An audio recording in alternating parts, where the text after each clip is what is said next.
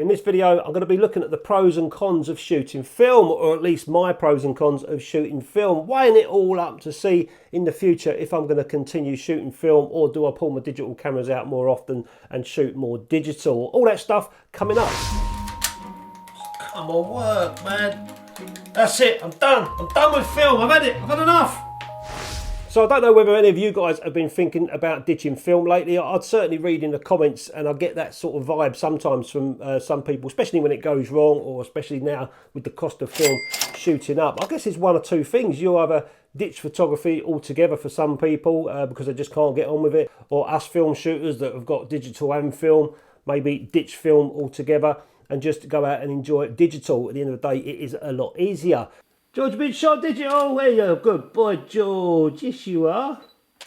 That was easy. For me, personally, I need to weigh up the pros and cons. So I'm going to get right onto that now. Let's start off with the cons of shooting film. There ain't really that many if you love shooting film, but if there's any, these are the ones that I've listed. So the first off and the biggest one is the cost of film these days. It's rocketed big time, and I'm always the first one to, bang the drum that says shoot what you can afford. But in reality, film isn't getting any cheaper, and but then nothing is. Everything's going up in price. Have you seen the price of Freddos in the supermarkets? In £1. They're right back, son. And in this video, I'm not going to be talking about developing film yourself. There's far too many pros and cons to that. There's far too many things and variables that can go wrong. So I'm going to leave home development out. I'm going to assume that you guys shoot film, send it off to a lab and wait for your negatives to come back. So for those that are starting out in photography, especially the students, digital is probably a far better choice, because when you're first starting out in photography, you want to keep shooting every day and as much as you can. With digital, it's not going to cost you anything other than the price of the camera. And you can pick up decent DSLRs these days for around 300 quid, even cheaper with a lens. This is a Canon 7D. I've had this for about, I don't know, 10 or 12 years, and it still works. And every time I take a photograph, it's free. It doesn't cost me nothing. Click away, come back in Photoshop or Lightroom, job done. And if you're an avid photographer and you just enjoy shooting film, come to the cost of film, yeah, just go and shoot what you can afford and enjoy yourself. That's exactly what I do, shoot what I can afford and love shooting film. But the cost of film photography certainly is a large factor when people are thinking about ditching film. Usually it's because of the cost. Let's get on to the next one, which is another one I can think of, is ISO. With digital, you can change your ISO. With film, you can't. So if I go out on the streets, it happened to me the other day. I went out to shoot some streets. I had a 100 speed film inside the camera. I didn't need anything really faster because everything I was doing was outside. It was quite a nice sunny day and I was taking photographs, and then I stumbled across this wonderful nice church. I took a couple of exterior shots. I walked inside and there was a few photographs that I wanted to get, but I couldn't because I was stuck with this 100 speed film that I was halfway through the roll with. There was one particular shot I liked. I took a photograph. I think I was about 1/8 of a second, and I knew that I just wouldn't be able to handhold it for 1/8 of a second, even though the aperture was wide open. I took the shot. Lo and behold, it was a little bit blurry. So that can be, a pain in the arse sometimes when you're shooting film. You've got a certain speed film in the camera. You want to go into the shadows or somewhere. There's not enough light. You really want that shot. You can't. You've shot half the roll at 100. That's it. You're stuck. But of saying that, of course, you can go and shoot a 400 speed film or push it and pull it or whatever you want to do. Film's very versatile in that respect. So that brings me on to another con, which is using older cameras. Now, we all get a little bit excited when we go on eBay and we find a decent bargain. It might be a good old classic like a Canon A1 or a Nikon FE or something like that. And they all come at a price. You can't wait to get it. You're drooling over looking at them. Oh, I've got to shoot an old camera. I'm going to shoot an old camera. And all of a sudden it starts going wrong, or it's not quite described as the seller described it on eBay, and you get it and there's a few problems. Some of these problems could be lens fungus issues that you noticed, a sticky shutter, you get light leaks, mirror lock up, camera stops advancing, it won't fire, the light meter don't work, the timer don't work. And if you do want to go and get them CLA'd, sometimes the CLA outweighs the cost of the camera itself. But then saying that, if I put this in for a good CLA, I don't know what that would cost, probably 100 quid, 150, maybe 200 quid. It would last me for quite a long time. Now, another con is addictive. I find film photography really addictive, and it's crazy. I just sit there sometimes, think I've got nothing to do, put a roll of film in the camera, bosh, off I go, start taking pictures. I don't know whether it's something to do with holding these old cameras, listening to the sound of the shutter going and other cameras, advancing the film, loading the film, taking the film out, developing the film. I find it quite addictive. That could be a downside, you know. Anything that's an addiction, especially hobby-wise, you can sometimes sit and go, do you know what, I've got to slow down on this because it's either costing me too much money or it's costing me too much time. So just be careful with film photography. It can be addictive. Not really a con, but, you know, it can be a niggle sometimes, especially if your wife doesn't enjoy you going out all the time shooting film or spending all the money on film. I know mine don't. So most of you that regularly watch my channel, you know that I was recently out in the Middle East, and one of these particular days I went to the souks market, I shot a roll of film, really getting into it, and when I developed the film I noticed that there was light leaks across the film. It was a roll of Kentmere 400 that I bulk loaded and into a cassette myself. I know it wasn't the camera because the camera's good as gold, it's a Leica MP, so it certainly wasn't the camera. It was something that had happened between loading the film in the cassette or taking it out of the camera and developing. And when I got back to the UK, I looked at the negatives and I was a little bit disappointed because I can't easily go back there and do it again. But it's times like that that can really put you off shooting film when you get your negatives back and you've got light leaks on them, or there's some issues or some problems or whatever. It's times like that that it can put you off shooting film altogether because it isn't cheap. It is getting more expensive all the time, and you certainly don't want to see negatives coming back rubbish, you know. So there's not really many cons. I could have left out the ISO part and the broken camera part and the addictive part, which really leaves you on light leaks and the cost of film. I think they're the major two cons that could really make people ditch film, is continuously getting problems and errors shooting film, and also the cost of film as well.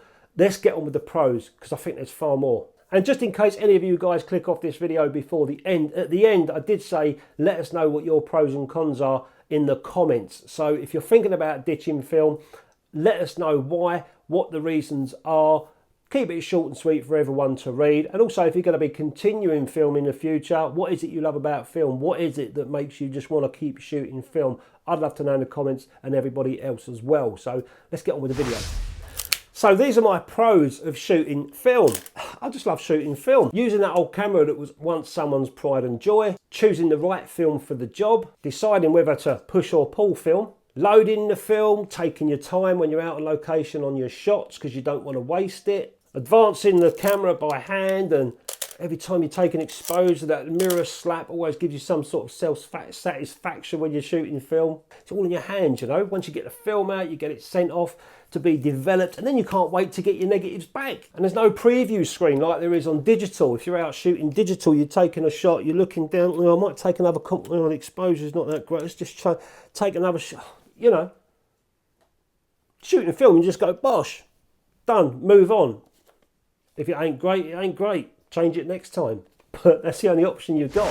With film, you can have a conversation with people. I find when I'm out on the street shooting film, which is another pro, people approach me sometimes and we have a conversation. They might see a camera that they once had that I'm using.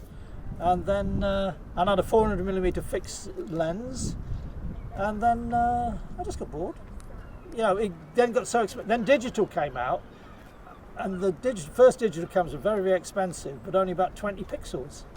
Oh mate, I used to have one of those cameras. I can't believe you're still shooting film. Can you get film? Yeah. Did you develop it yourself? Yeah. Oh, where'd you get all the chemicals? Can you still do all that? Cool, I did all that back in the 70s when I was in my darkroom. I remember you have these conversations with strangers that you don't even know. And a couple of times people have actually given me cameras. They said, come round, I've got an old camera.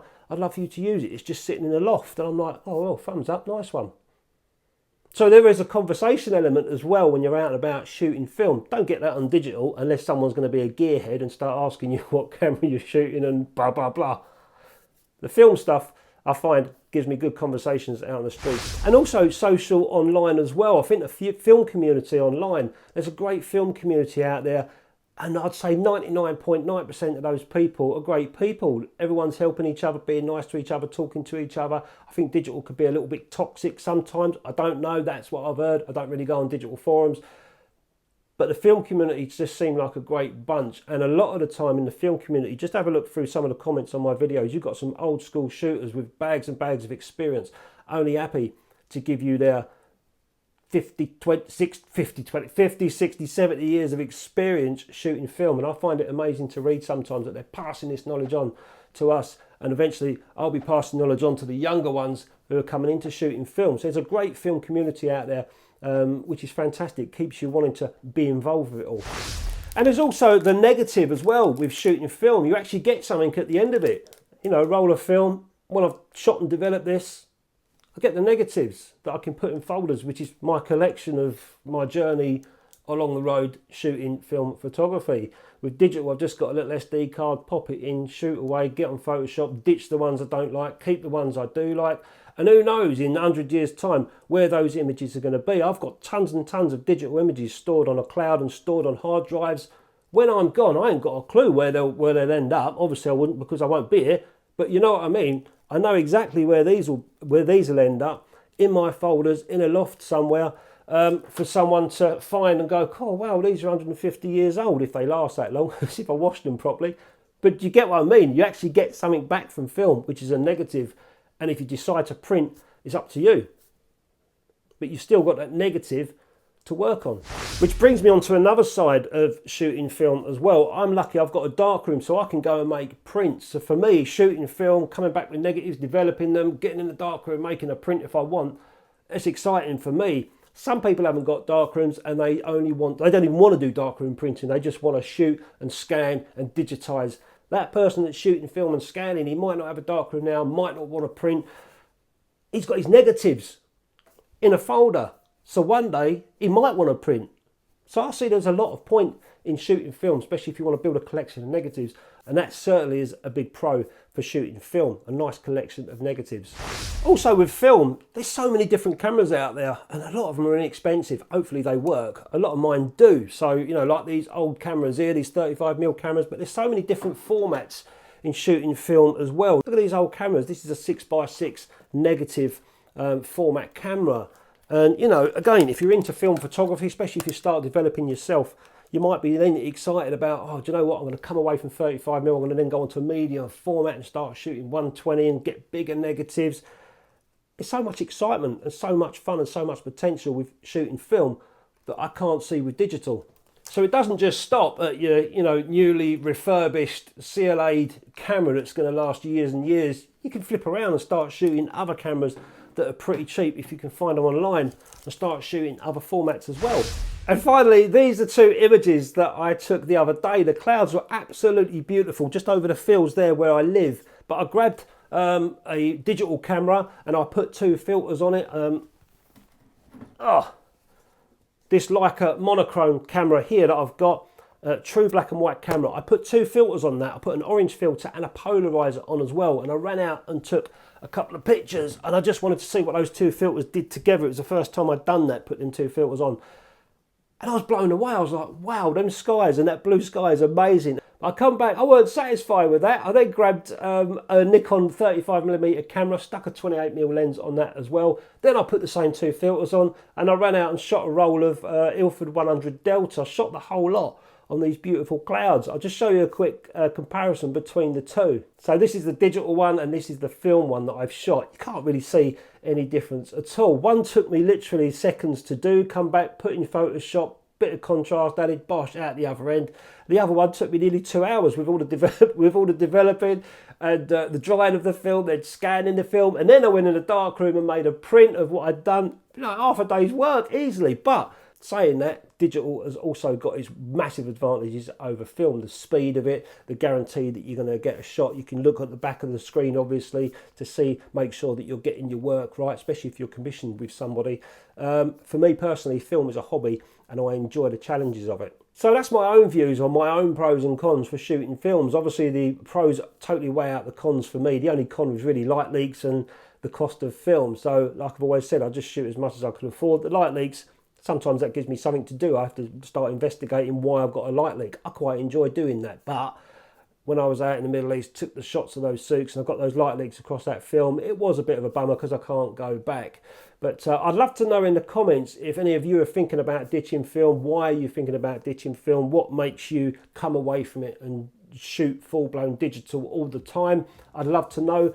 Also, let us know if you're going to continue shooting film. What do you love about it? Let us know in the comments for me and everyone else to read. Hope you enjoyed this video, guys. Thanks very much. Have a great weekend, everybody. Be safe. I'll catch you next time.